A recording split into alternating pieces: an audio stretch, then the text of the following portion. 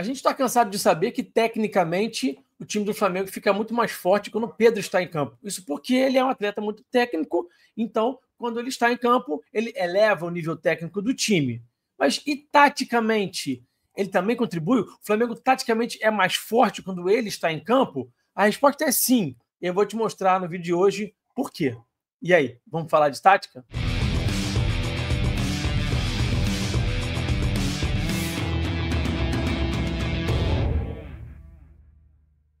Sejam todos bem-vindos a mais um vídeo aqui no canal falando de tática. Antes da gente seguir para o conteúdo, aquele pedido clássico do like, não se esqueça do like e também se inscreva no canal. Se você está chegando agora, está conhecendo agora o canal, já se inscreve, ajuda muito aqui no nosso crescimento, tá? Também te convido a virar membro do canal falando de tática a partir de apenas R$5 por mês. Você vai contribuir financeiramente aqui com o canal, vai ter muitos benefícios. Tem grupo de WhatsApp comigo, com os outros membros, tem alguns vídeos que saem com antecedência, tem a transmissão tática, que você vai receber áudio de WhatsApp meus durante as partidas do Flamengo e que eu vou te explicar ali o que está acontecendo taticamente nos jogos. E, mais recentemente, também passei a trazer para os membros da segunda categoria aqui do nosso clube de membros, da categoria Júnior, também a possibilidade de você baixar os jogos do Flamengo. No dia seguinte do jogo, eu vou te mandar aí um link, você vai baixar ali o jogo para poder reassistir, ou se você tiver tido um compromisso na hora do jogo, você vai poder assistir no conforto do seu lar, tranquilamente. Então, vem para o nosso clube de membros, porque é uma relação, como eu costumo dizer, ganha-ganha, você ganha daí, eu também ganho daqui, e fica todo mundo feliz, tá?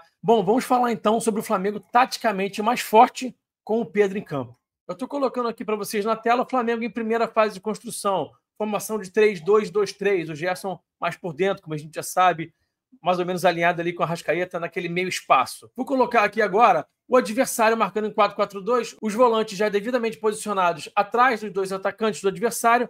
Para quê? Para poder pesar o corredor central. Qual é a ideia aqui? Fazer um 4-2 no corredor central, com De La Cruz, Pulgar, Arrascaeta e Gerson contra os dois volantes do adversário.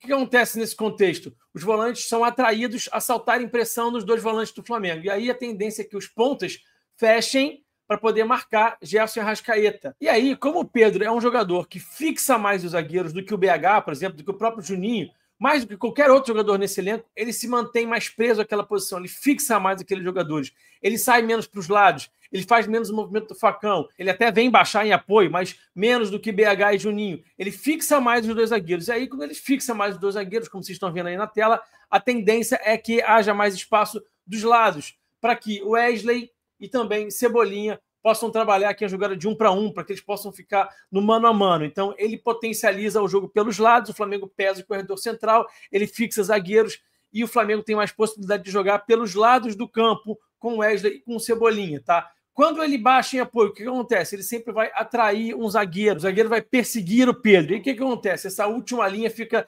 desestruturada, fica quebrada, fica mais espaço nas costas da última linha e ela também fica quebrada e com isso fica mais fácil de Wesley e também de Cebolinha fazerem o movimento do facão, por exemplo, sem ficarem impedidos. Mas esse movimento do Pedro de baixar e arrastar um zagueiro não potencializa somente o jogo por fora e o facão do Cebolinha e do Wesley. Potencializa também o jogo por dentro e também o facão do Arrasca e do Gerson.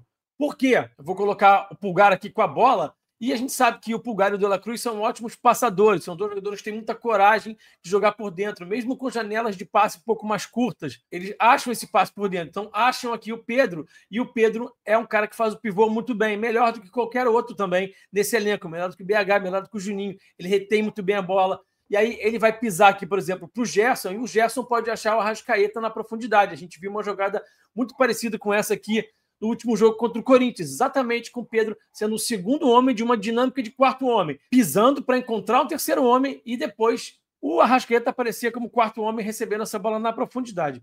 Outra dinâmica que a gente vê com o Pedro por dentro, ele recebendo a bola de Pulgar ou de De La Cruz, fazendo passe aqui pro Arrascaeta e o próprio Arrascaeta fazer o movimento de romper aqui e aparecer de frente para o gol, como a gente viu no gol do camisa 10 contra o Corinthians. Foi exatamente uma dinâmica dessa. Passe do Pulgar, Pedro no pivô, pisando para o Arrascaeta rompendo e finalizando. Outra dinâmica que também dá para aparecer, que a gente também pode ver, e que também vimos no jogo contra o Corinthians, o Pedro recebendo essa bola no corredor central e ele fazendo uma jogada individual. Ele mesmo pode fazer esse movimento aqui de romper as linhas com uma jogada individual, aquela jogada antológica que ele fez lá contra o Corinthians, também é uma possibilidade. Então, ele é muito capaz de fazer esse tipo de jogada, mais também do que BH, do que Juninho, mais do que qualquer outro. Ele sabe jogar de costas e gerar jogo para companheiros e também para ele mesmo, por conta da sua capacidade técnica muito grande. Então ele acaba potencializando muito o time ao gerar mais dinâmicas para a equipe. A gente já viu isso acontecer no jogo contra o Corinthians, o jogo por dentro foi muito potencializado, a gente também viu esse movimento dele fixar os zagueiros para libertar espaço pelos lados, a tendência é que a gente veja isso cada vez mais. O Felipe Luiz, lá atrás, quando perguntado sobre como é que ele ia fazer para adaptar o time ao Pedro, ele disse que ia arrumar dinâmicas, ia arrumar táticas que potencializassem o melhor camisa 9 do Brasil e da América do Sul.